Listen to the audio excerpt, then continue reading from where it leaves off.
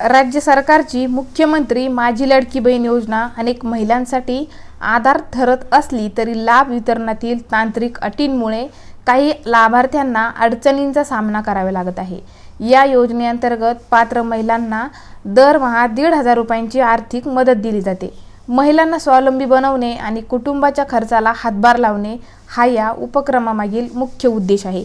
मात्र लाभ मिळवण्यासाठी आवश्यक असलेली ई-केवायसी प्रक्रिया पूर्ण न झाल्यामुळे अनेक पात्र महिलांचे हप्ते रखडलेले आहेत।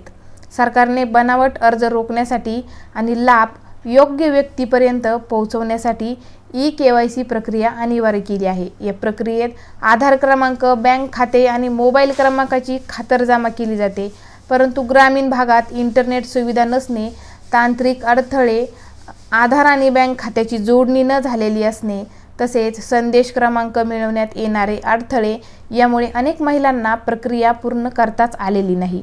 परिणामी नाराजीचे वातावरण निर्माण झाले आहे।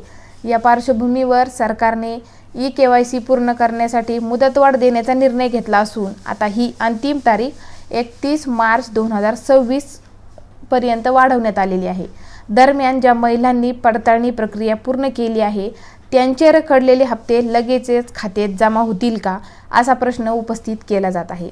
मात्र महिला व बाल कल्याण विभागाच्या स्पष्टीकरणानुसार प्रक्रिया पूर्ण झालेल्या अर्जांची पुन्हा एकदा तपासणी केली जाणार आहे।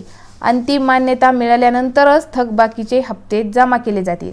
त्यामुळे तत्काळ रक्कम मिळण्याची शक्यता कमी असून 31 मार्च नंतरच पुढील कार्यवाही होण्याची दाट शक्यता व्यक्त केली जात आहे। परिणामी लाभार्थी महिलांना आणखी काही काळ प्रतीक्षा करावी लागणार आहे। चॅनलवर नवीन असाल तर चॅनलला सबस्क्राईब आणि व्हिडिओला एक लाईक नक्की करा।